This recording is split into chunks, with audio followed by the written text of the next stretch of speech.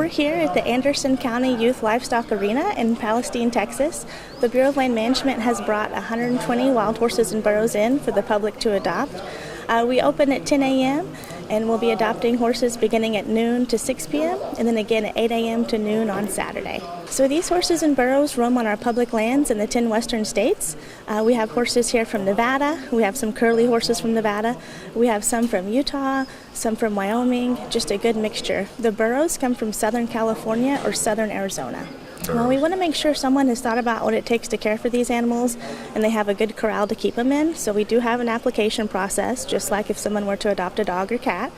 Want to make sure they have that good corral that's a minimum of 400 square feet, which is only like a 20 by 20, with access to shelter and food and water. They tell us about their corral, they fill out the application, make sure they're at least 18 years of age with no prior convictions of animal abuse. And then they can adopt. The minimum fee is $125. We'll get started at noon with a short competitive bid, and after that it's first come, first served until 6 p.m. and 8 a.m. to noon on Saturday. So we'll start at noon. If more than one person wants the same animal, they'll just bid against each other. After that short competitive bid, everything that's left over is first come, first served. We have a really good selection of burros. We've got some young ones and some old ones. We have mares, geldings, and yearlings. Also really special at this event, we have some curly horses. The curly horses are from Nevada, and they're thought to be hyperallergenic, kind of like a poodle. But they have curly coats and they have curly manes, so check those out. We'll be here tomorrow on Saturday from 8 a.m. to noon. It'll take time to gentle a wild animal down, gentle it down and train it, but most adopters really find it rewarding. They have a huge bond with the animal. Most that are really successful will spend a little bit of time each day versus 5 hours on Saturday, but they'll just take it slow and usually are pretty surprised at how fast they come around. If folks can't make it out to this event, they can get on our website at blm.gov, or they can follow us on Facebook. We do have photos of our animals at this event on Facebook at BLM Wild Horse and Burro Program. Just check us out. If they're not adopted, they're going to leave on Saturday at noon and go back to our holding corrals in Oklahoma, and we'll go to another adoption. It's a nationwide program, and we're in Texas about 8 times a year. Well, I come here to look at these Mustangs. Their Mustangs are special. Once you get them going your way, they're more dedicated and they get close to your insides more than any other horse.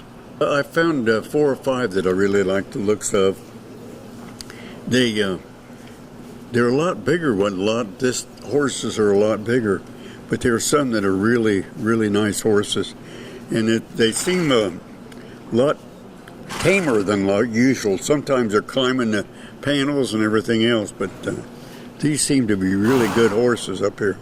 Once you get your hand on them, it might take 30 days or so to get a hand on them where you can pet them and stuff, but once you do that, they pretty much come your way, and once they trust you, they're better than a dog. They'll do anything for you.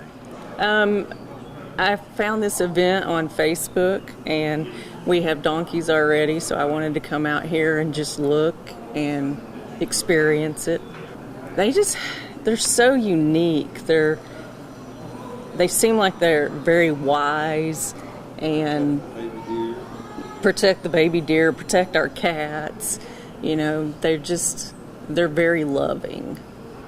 You know, it just takes patience, and you use that mama voice, you know, to attract them over, but yeah, it depends on their personality too. I think I'm very soft-hearted, and I know that we are good animal owners and what we could offer to them if they were all ours. I got him in 2016 when he was a yearling for the Mustang Tip program, and I had 90 days on him, and we went and showed, and can't remember what place we got, but then after that, when he hit about 2.5, I started training him to ride, and he has a handful of rides on him. When I first got him, he was a little bit of an ugly duckling. He had moles all over his face, and he was small, short hair, and he ended up getting a lot taller than I thought he would be. And turned out to be a lot better of a horse than I thought he was going to be. I'm actually here to get some clients. I'm in to take some horses in to train and help some people that wants to get some horses. I have my first Mustang I did. I'm actually letting a friend borrow him for a feed yard, and he's actually a head and heel horse. And he's just a little taller than this one, and he's 11 years old now. And I've done a lot of stuff with that horse, and I gave this one to my mom on her birthday because she really loved him. So she's been taking care of him and getting him riding again, and there he is.